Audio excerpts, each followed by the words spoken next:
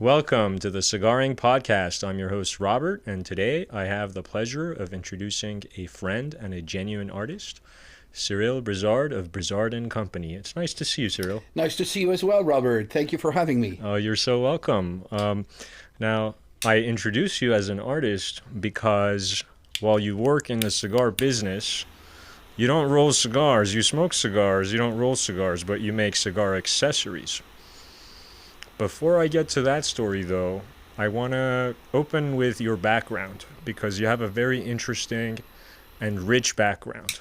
You're originally European From France. from France, but That's you right. speak so many different languages. So tell us about where you're from and how you came into this business. I was born in France and was very lucky to be of a family of world travelers. My father worked for the French government. He was a diplomat. So at a very young age, I was not even 2 years old, I moved to South America. I moved to Argentina.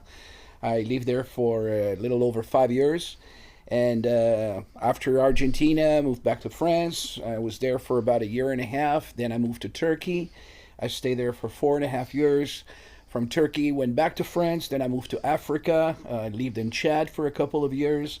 Then went back to France and then moved to India, where at the age of 18, I graduated from high school in Pondicherry in the south of India. And then I went back to France to law school, where I dropped out after a year and a half because while I was in France and having traveled all around and I would say a lot of third world countries, poor countries that were amazing and very, very enlightening in on many different aspects. In these foreign countries, I met a lot of American kids. I met a lot of Americans. And when I was a teenager, I was also invited by those friends that I met in different countries to visit the United States. And the whole competitive spirit that exists in America, whether it's in sports or later on in life in business, is something that really, really was attractive to me. And I wanted to get into business. I didn't really want to finish law school. Sorry, Robert. I did not want to go that route. I wanted to pursue my business ventures. I had different ideas, things that I wanted to patent, and more than anything else, I wanted to move to America. So on my 21st birthday, I moved to the United States, and I've been here since So, then. so for We our don't view, need to say how long ago, but it's been a while. for our viewers, I have a legal background, so that's why Cyril is apologizing. But I was actually going to joke. You went to law school for a year and you realized why people hate lawyers. And you're like, that's why I don't want to do law anymore. so, so let's backtrack a little bit. Did you work in France after you dropped out, before you came to the States? I'm interested in telling the story of why you're an artist and how you've developed that artistry. And then we'll talk about how that relates to cigars. But I really want to explore that background a little bit. Well, the thing is, I was always creative. As a teenager, as a kid, I would put things together, pieces of wood and paper and draw. And I was always interested in bringing to market things that didn't really existed already. So I was not really interested in getting into business where I'm doing something that everybody else does. Most of my life, I've only worked for a company for maybe 6 months out of my life. I always made a living out of my pretty much my inventions, products that I develop, I created, I patented, and then I moved on to different things. And you started that in France? Well, yes. While I was actually going to school, I was already preparing some products and some ideas and things that I wanted to bring into the United States. At that time, it had really nothing to do with cigars. The first thing, I mean, we can talk about it, but it's irrelevant because it was not related to cigars. It's products that I just started developing in France, and I was able to move into the United States in the Silicon Valley, actually, on my 21st birthday. One of the things that I was always really attracted to, and it's probably because I'm very much OCD, and the product is never good enough, and I like to bring a product to the next level of quality, and when it's good, it's not yet good enough. It has to move to the next level and then the next level. So once you're getting into the next level, usually you are into what people call luxury.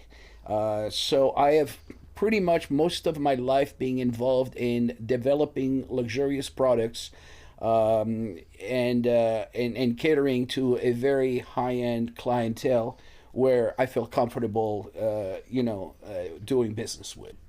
You've described yourself as an inventor, and I know you as someone who has astute attention to detail. I'm interested in hearing about how you work with your hands and the artistry that you bring out in the products that you make, specifically in the cigar context. Well, in a product, in the development of a product, there are two completely distinctive aspects. There is the functional aspect and the aesthetic aspect.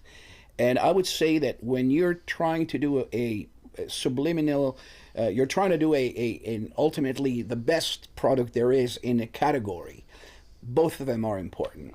If you are only focusing on the functionality of a product, but the aesthetics aren't there, it's not a complete product for me.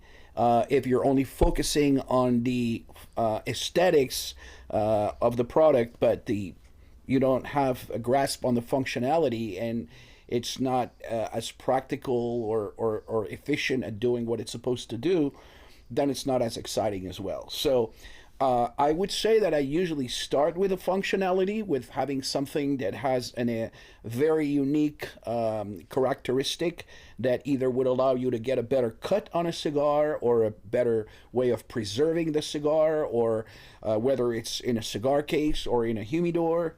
So we're talking about luxury accessories for cigars. We're talking now about what it is that I've been doing for almost about 25 years, which is premium accessories for cigars. Tell us more about that. Well, so again, we create, some people in the cigar industry are focused on making humidors or lighters, cutters. We started making a cigar case. When I started in this business, I jumped into the cigar industry from another luxury industry. I was actually, if you want to know the transition, Sure. I used to make beautiful lambskin leather kits that were filled with very high-end amenities from France. I used to have all the miniature products from Oscar de la Renta, Van Cleef& Arpels, Christian Dior, Yves Saint Laurent, and I enjoyed marketing them through private jet industry and luxury yachting industry. One day I was at a show in Fort Lauderdale, a big yacht show, and a customer is telling me, a customer that owned a big 150-foot yacht, say, "You're making these beautiful kits for our amenities for traveling." And that was like in the mid-90s. Well, there was a cigar boom in America at that time. And he goes, "I travel with my cigars in a Ziploc bag. I got a 200-foot yacht, but I travel with my cigars. Can you make me a travel humidor?" And I thought it was a very interesting idea. I never heard about a travel humidor before.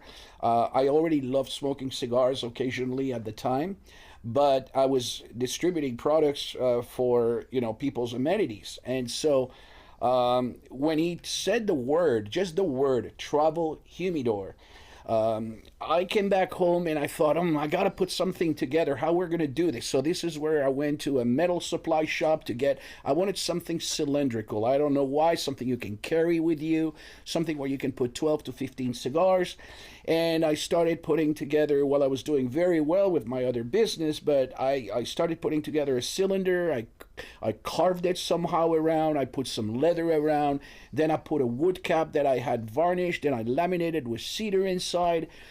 And I needed a humidifier. I needed a humidifier for that product, and I was here in Los Angeles, and at the time there was a company called Whole Coror, which later on became one of the largest companies in the world, which is Altadis. But Whole Coror was distributing a little humidifier made by a French company called Credo. And I walked in during the cigar boom with some kind of put together, prototype. There was nothing. And said, "I want to buy a humidifier to put into this cylinder." And they said, "Oh, sure, we are selling this humidifier. You can buy, but we'd love to distribute your product."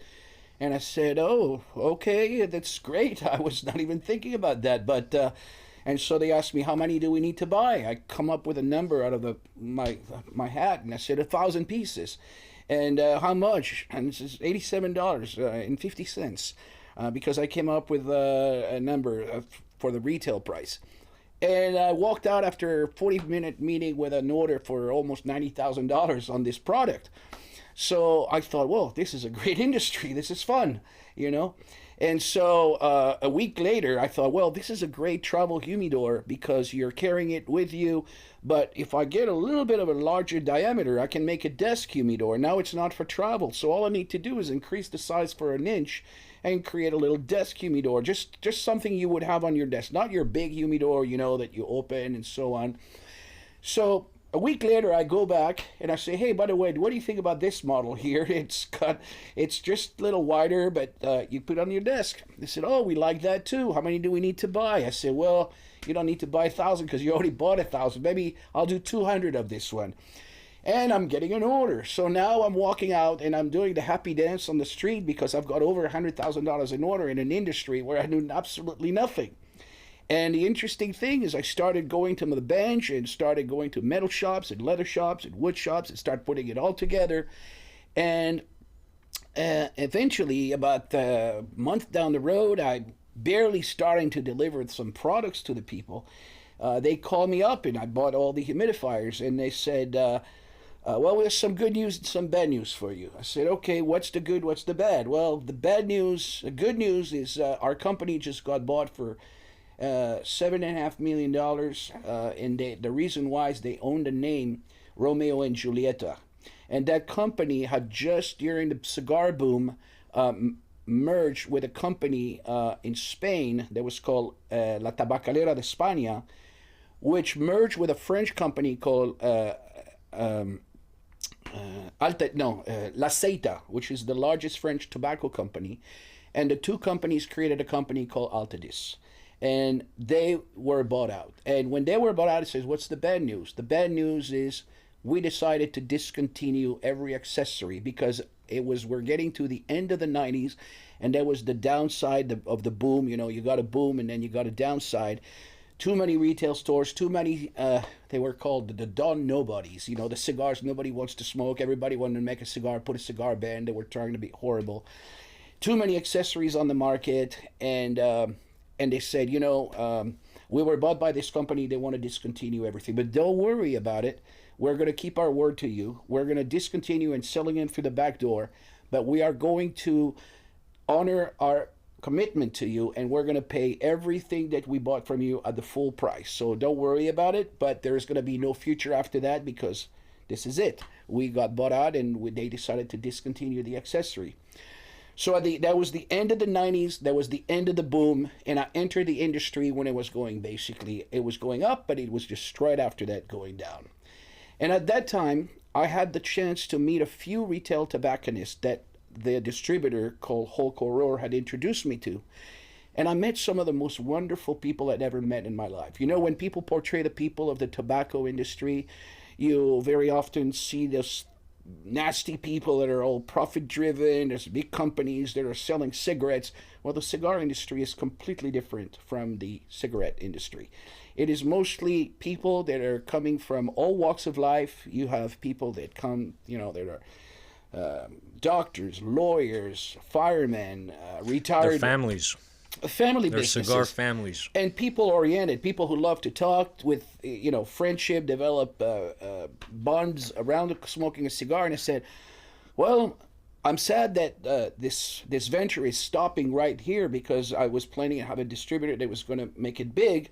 But I was happy to discover a new industry where I met the most wonderful people I could ever dream to meet anywhere. Very, very much human, you know, people. It sounds like you're not just talking about the consumers of cigars, but also the big brands in cigar. You're saying that it's more... No, excuse me. I'm talking about the retailers. I'm talking about the tobacco shops. I see. But what... Okay, go ahead. Yeah, tobacco shops are, for the most part, opened by people who had other businesses before. Okay. Sure, but they did it as a hobby, and so they are basically turning their love of their passion of cigar, their hobby, into a business, basically. Absolutely. And I met some great people there. And I've also heard you say, from the manufacturing end of things, it's also very family oriented in terms of working with individual families that have been in this business for more than 100 years, and it's always been a family business. for them? So this is the cigar manufacturers, okay, and that's coming right now because I'm getting to it in a second. Sure. This is when I met Carlito Fuente. But as my business of a travel humidor was going nowhere, and I was just keep delivering the product, Sure. I wanted to stay in this industry. I wanted to continue in the cigar business because of the wonderful people that I met. And at that time, I was one day, I remember, at the Grand Havana Room in Beverly Hills, and I met an actor, it was Joey Pantoliano, and he was telling me, he goes, I know you're making these products here and this, but he started telling me, why didn't I make a cigar case that would be laminated with cedar, that would have cedar inside?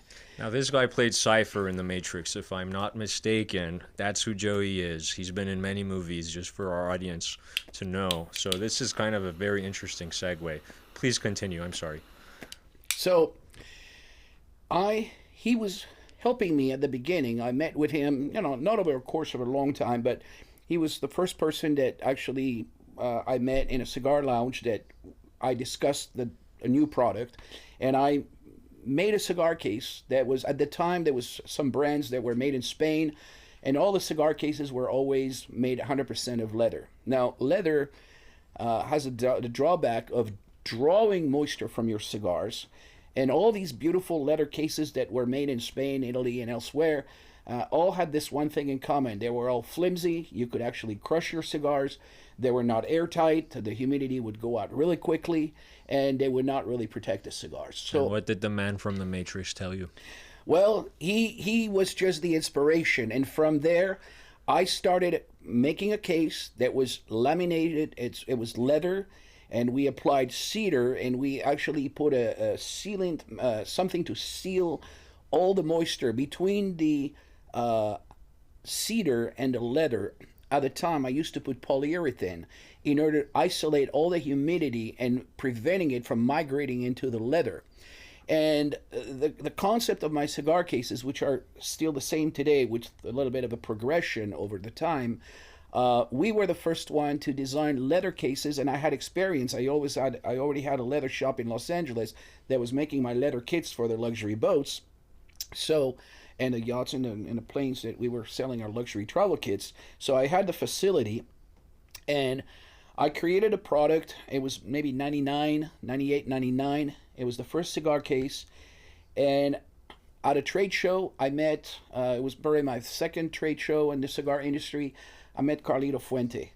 And he loved the concept of a case that would be laminated with Spanish cedar. And Carlito Fuente said, I would like you to make a cigar case for Opus X. And this is a giant in the cigar industry for those of us that don't know. Well, people that would watch your show know that this is the best cigar in America. This is the number one cigar in America. This year again, last year, this year. I mean, the Fuente family is the reigning family in the cigar business. That's how they are usually referred to. And so he ordered a very elaborate, a limited edition, which actually was back then 3 cigar cases. There was a black with red wood, another one with ebony, and another one with yellow wood. So at the time, I used to use maple wood because maple is a neutral wood. It's white, and you can actually dye it, and you can change maple to yellow, red, and then for the black, would use ebony.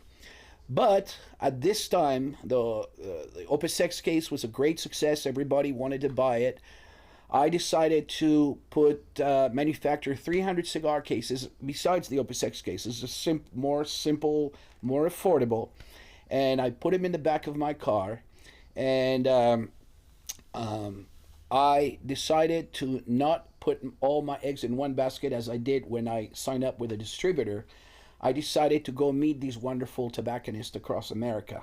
And so I put my cigar cases in the trunk of my car, and I travel every highway, Highway 10, Highway 40, Highway 70, in zigzag, and I went through every town in the United States to meet all the best tobacconists in the country. And I had a mixed reception. They were very interested about the concept of a new case that would preserve moisture of cigars, that would not crush your cigars. But at the same time, they were all telling me they were buying out of pity for me because honestly, it was the down. Every store was closing down. Every store was. A lot of stores were going out of business. And they tell me, where were you 3 years ago? Well, you would have been a millionaire by now because now we're closing down. And they were showing me their closet and say, look, we have 400 cigar cases in inventory. I don't need to buy another cigar case. Okay, I'll buy 6 from you because I like you, and it's because it's different. But it was not sustainable. But as much as they like you love what you do, and you stayed in this industry through the thick and thin. So I did. That speaks a lot about your character, your entrepreneurial spirit, but it also speaks to the handcrafted and love-infused nature of your products, which I want to segue to because Cigar Inc. is proud to work with you. And how did I meet the CEO of Cigar Inc., Kurosh Ramez? That happened exactly, I would say, about a year and a half ago now. It was at a PCA show in Las Vegas. And that you're talking about distribute your products. So tell us, let's fast forward a little bit. Tell us how you came to work with Cigar Inc. And I know you mentioned traveling around the country. So tell us a little bit about that and how you worked with our CEO. How did I meet the CEO of Cigar Inc., Kurosh Ramez? That happened exactly, I would say, about a year and a half ago now. It was at a PCA show in Las Vegas. And that you're talking about the Premium Cigar Association, right? Which is the main cigar show in the United States. And it was in Las Vegas, and it was the last day of the show. And this very well-dressed, a bit understated, shy. He was not, different from the rest of the people that you see because there's always, you portray a lot of people in the cigar business as being a bit arrogant or being, loudmouths or flamboyant. And there was a very different approach here. He was very soft-spoken, very kind, and showed a lot of interest in what we were doing. And it really retained my attention because his approach was very gentle and very nice, and he was really appreciating everything that we were doing. So we realized that we were actually neighbors because my factory is in Canoga Park, and Cigar Inc. is in Woodland Hills, if I'm not mistaken, because the cities are all close to each other. That's correct. We're both in Los Angeles County, and I'm so sorry to interrupt you. I just want to make a point here because what makes this collaboration so special and what makes what you do so special is this is not a factory mill in a sweatshop in Asia somewhere. No offense to the big factories at all, but my point is there's a personal touch. There's a very strong personality, not personality, but personality involved in your products. You operate it like a family because you know all the people that work with you in Canoga Park, and you have personal relationships with people at your factory. You're using your own hands to put these designs into tangible practice, and it's for us and for a lot of our customers and viewers, it's important that every product has that luxury personal feel to it rather than something that was made on a factory line that they made millions out of, whereas you have limited quantities that you make with your hands and the people that work for you make with their hands. So I'm so sorry I interrupted you. So you were talking about how we're both in Los Angeles, so please continue. We're literally 7 minutes away from each other, so that made it a lot easy because it was very easy for me to invite Kurosh to come see the manufacturing facility and to meet my artist teams because Tell us about that. Well, I can tell you that I have had the same people working with me now for over 20 years. And working with me is not easy because I am, as I may have said it earlier already, OCD, and I always like to raise the bar a little higher, a little higher, a little higher. That's the nature of the artist. And we rarely get to perfection, if never is. and the people that have been with me have had the same enthusiasm into developing something always better. And when you're doing something by hand that involves a lot of metrics, you have to have very, very precise elements, the cutting, the assembling, the way it looks, again, going back to the functionality where our cases have to be really airtight to seal the moisture. So each case is not done in a production chain where we make the bottom and the top of the case, and then we test them, and then we number the bottom and the top, because you cannot take any top and match with any bottom and it will not work. Every one of them is a custom fit. By hand. By hand, all by hand. It's all made by hand. Like and a Rolls Royce. It is, or a Bugatti. Yeah, it is. It's all assembled by hand, and it starts, with a selection of the ingredients. So I select all the raw components. When I go buy leather, I just don't order leather over the phone and say, ship me a bundle. I go to the different leather traders that exist here in Southern California, and I go and I drive them crazy, because I don't go, hey, give me 2 hides of that leather. I go through 10, 15, 20 different hides, because I will find a little blemish here, or a tone that's not exactly good. Or so I go select my leathers, and the same with the woods. I go to the place where one of the largest Southern California manufacturers of wood veneer, veneer, thin layers of wood. And because we're using actual real wood, veneer is made from real wood. There's a lot of differences in the grain. You can buy a walnut that will have very little bit of patterns, or a zebra wood where it will not. So again, I go through so many different bundles of layers of veneer, until I pick the sheet. I was yesterday at that place. That's why I couldn't do the podcast with you, because I was buying olive wood, which is one of our very popular woods right now. And olive wood is a wood where the grain goes into so many different directions, and you have the burl in the middle, you have the straight grain on the outside. And it depends. Maybe if you make a table, or if you make a smaller object, you're not going to need the same kind of patterns. And I probably went through 15 or 20 different sheets yesterday before I decided to buy one. But the one I bought, and they know me there, they know that when I go, I'm going to spend half an hour just to buy one sheet of wood, because I want it to be perfect. Well, that's the amount of thought that goes into every piece of your product. The selection of the raw components, the selection of the ingredients is the base. And as you probably know, I also have another hobby, which is gourmet cooking. And in order to make a great dish, it always starts with having the best ingredients. I love going to buy leather and wood as much as I love going to the farmer's market. And I spend as much time looking at the tomatoes until I find the one that's got the perfect diameter, the perfect tone, the perfect color, the perfect smell. Because if you have great ingredients, you will end up making a great product. Absolutely. When you and I were traveling in Louisiana for the cigar show, I gave you, jokingly, of course, I gave you a backhanded compliment. I said, your cooking is your top talent, which I just meant as a joke, because your cigar products are obviously amazing, and I love just looking at them. They feel great to touch. They're great for the cigars. But as someone who had the privilege of trying your amazing steak, really, I have to say, you're a man of multiple talents.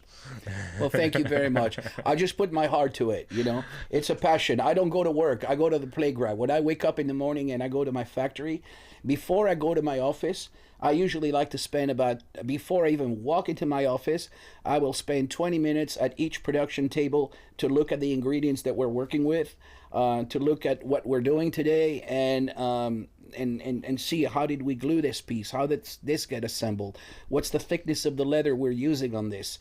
And so that is really the real fun part of the business. That's why I say Going to work to me is going to have fun. Sure.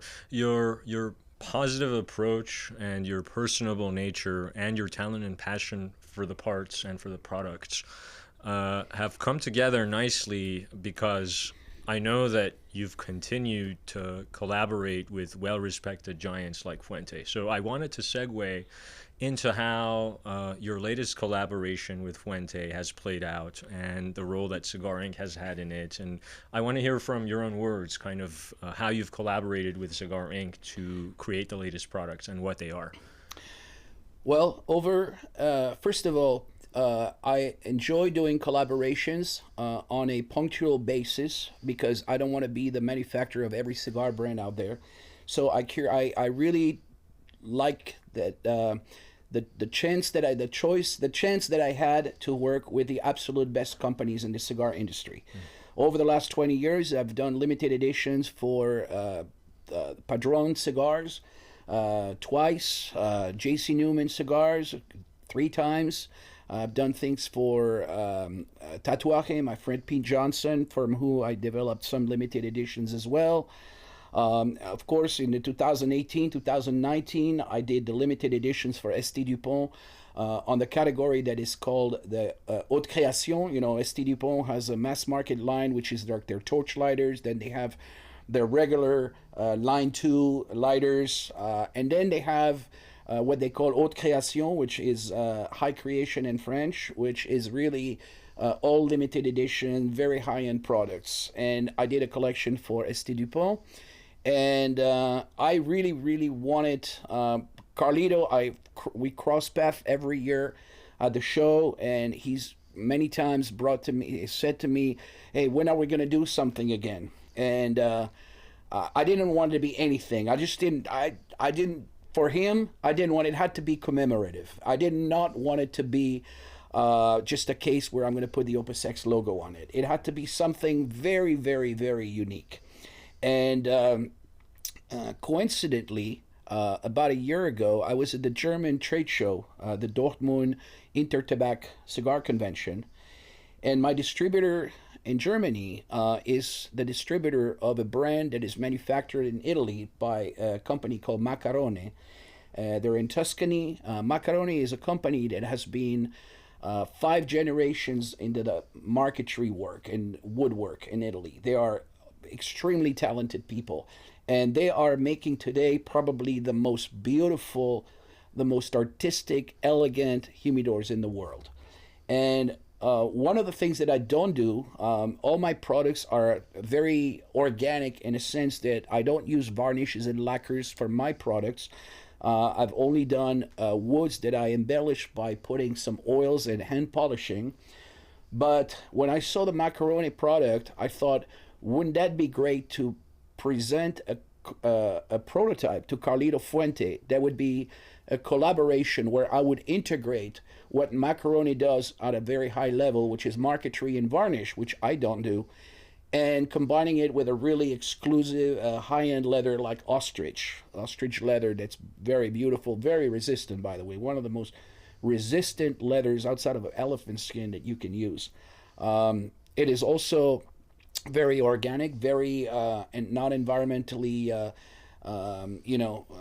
we're not using animals that are in endangered species. All the ostriches are actually farmed, and there is millions of them in South Africa, so we're not risking to use animal skins that would affect the ecosystem. The same thing with my woods, by the way. All my woods are traceable. You can buy some cheap woods from some poachers or people that are selling woods that are illegally brought into the country. I've always chosen to work with people that are buying wood. It's a little more expensive, but it's ethically sourced. And it goes all the way back to the harvesting of the trees. And that's very important. As a matter of fact, a few years ago, Cigar Aficionado, who has always been very supportive of what I do, wrote a full-page article about how I source my woods and how they are ethically sourceable all the way to the origin. Well, that makes us feel good working with you. Thank you. So talk a little bit more about that. So you were talking about the history that you've had with Carlito Fuente and wanting to do more work with him and bringing in Macarone. By the way, Christian Macarone of Macarone is also very warm like yourself and a pleasure to work with. So how has that collaboration That's come very into important, by the way. Cigar Inc? It's very important. When you associate with people, the talents, of course, are the very essential of the collaboration, but working with people that have a similar state of mind and that are integrity about the quality of what they do and that are passionate about what they do is, to me, ultimately important. I would not work with somebody that is not absolutely passionate about making the best product that they can make. So, met Macaroni at the last show, came up with a prototype, started showing some preliminary pictures via WhatsApp. We communicated a lot through that medium with Carlito, and he really liked how the whole direction was going, how the prototypes were looking. And in February, February of 2025, Carlito invited me to visit him in Dominican Republic. And he said, hey, you really need to come see the factory. Maybe you'll get some ideas. You'll see what we stand for. You'll get a feel for what really is Opus X and what is Carlito Fuente or Fuente Cigars. So Opus X is the distribution that you're doing with Macaroni and Cigar Inc? So the collaboration that we did with Carlito is on a new Opus X limited edition cigar case. Tell us about that. And so when I went to Dominican Republic, one of the things that struck me the most was how the most powerful and influential and kind man of the cigar industry gave me. He hosted me for 3 straight days where we spent a whole day together, and he introduced me to his entire team. He introduced me to all the rollers and all the people that are part of it, all the way to the box makers. And the one thing I really, really, really felt is the true, genuine love there is amongst all the employees, and how like happy a family. It is a family. That's why it's called the Cigar Family. And I was so grateful of the reception that I had.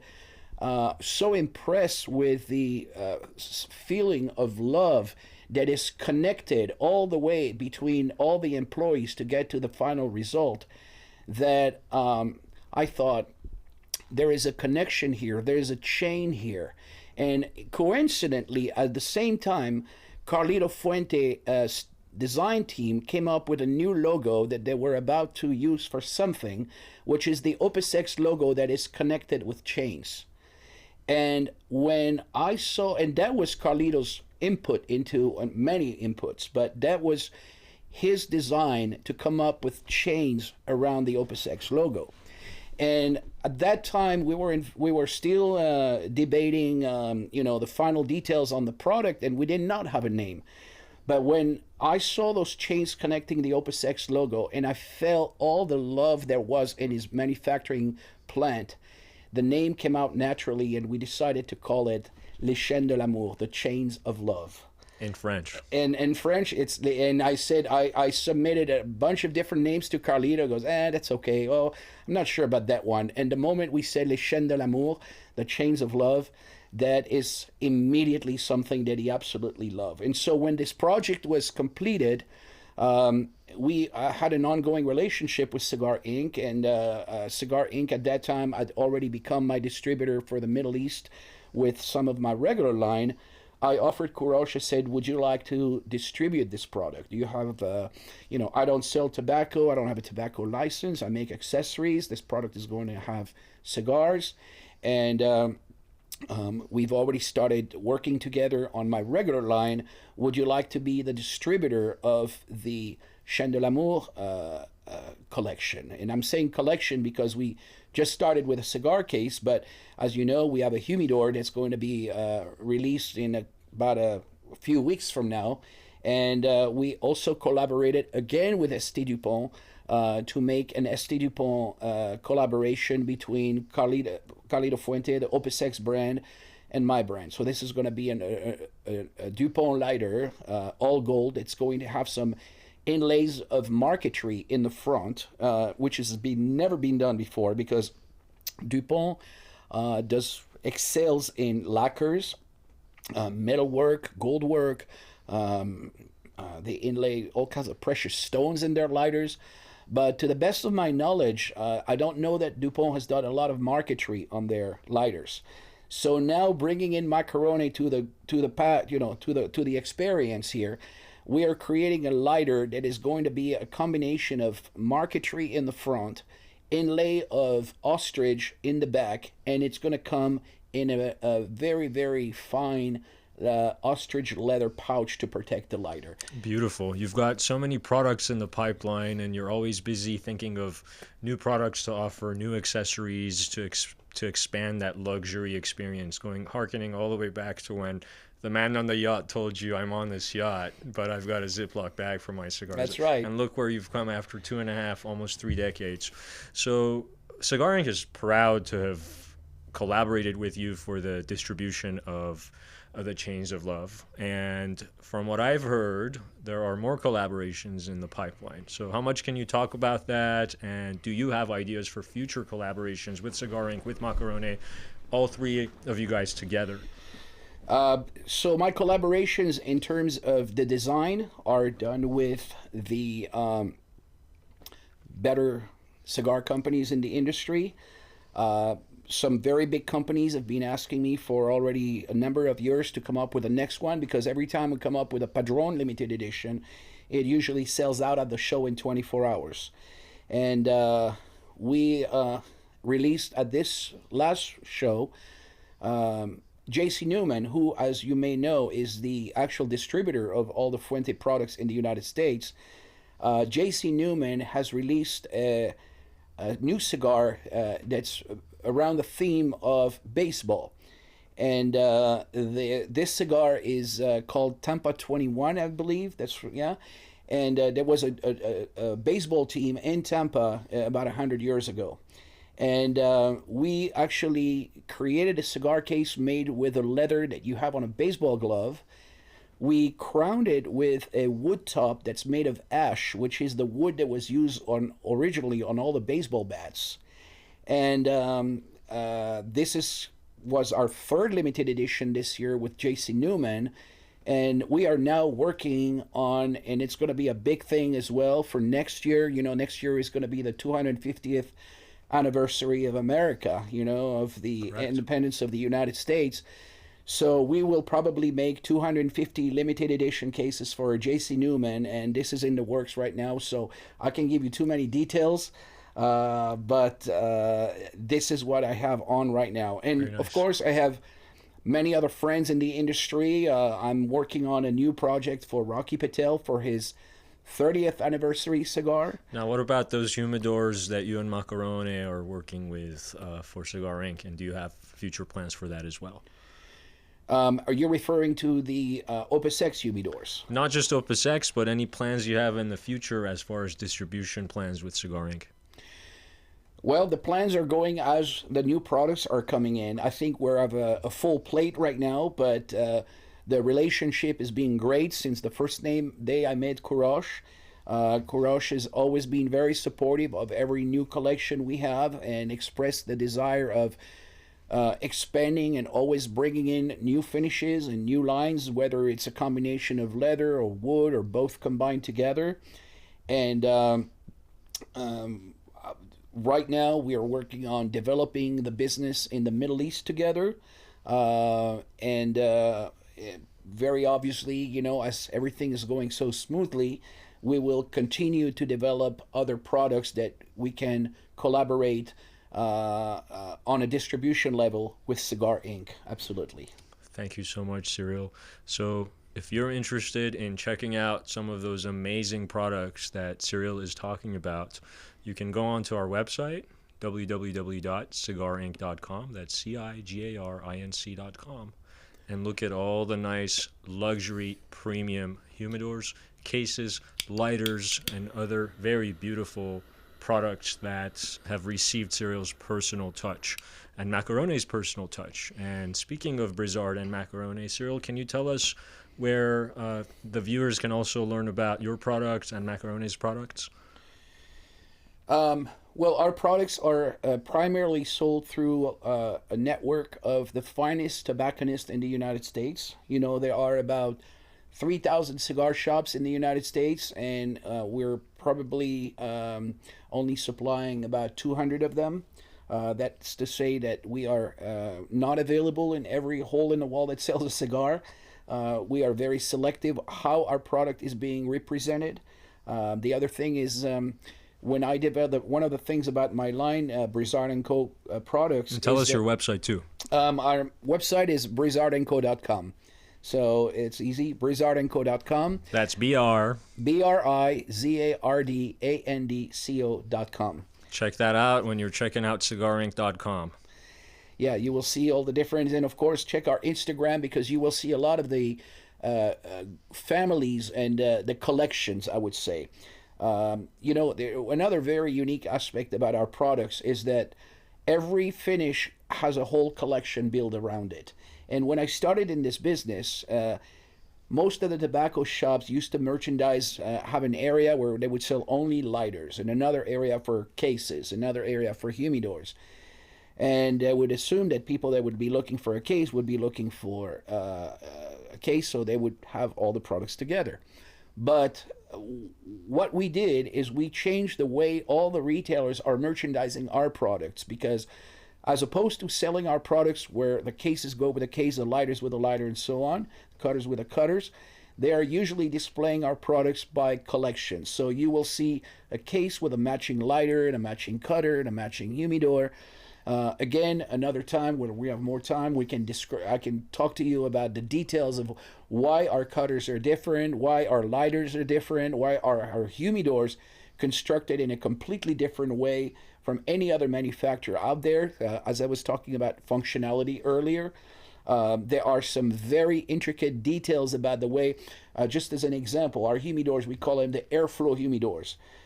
In any typical humidor, the humidity drops from the top, and you have to periodically rotate the cigars so they get even humidity. Now, our humidors are constructed with a rack at the bottom, which is elevated, and you're putting a Boveda packs, we have been supportive of the Boveda packs since since pretty much they started making humidifiers, the best humidifiers for cigars. Our humidors are called airflow humidors. In other words, by placing humidification under the cigar and under the lid, you're allowing 360-degree humidification. Now, there's another detail about our humidor, and I will not go into more details, but we have latches on the side of the box, and the purpose of the latches is to allow air circulation. Now, which is very important on all the cigars that are at the lower layer, because when you have a confined area like a cigar box, a humidor, and you don't rotate the cigars, all the cigars that are at the lower layers do not breathe. So that's why you need to periodically rotate them, not only so they get better even humidification, but to allow the cigars that are at the bottom not to grow mold. So with the construction of our humidors, where you have these latches at the bottom, you allow air circulation that prevents mold from growing on the cigars. So that is the functional aspect of how we care about making each product different. And I could give you another details about why is our lighter and our cutters and everything else different. There's so much thought and hard work and attention to detail that goes into every product that touches your hands. And I look very much forward to having you, and love, chains of love. I look very much forward to having you on our podcast again, so you can tell us a little bit more about that. But there you have it, folks. The world-class chef, inventor, artist, Mr. Cyril Brizard of Brizard Company. Check out his products on our website, cigarinc.com. Check out his website. Go ahead one more time, Cyril. Brizardandco.com. And again, thank you very much for having me, Robert, and thank you very much to Cigar Inc. for all the support in many, many different aspects that I've had from you guys since we've met. Thank you very much. Thank you, dear friend. It's been a pleasure. Thank you.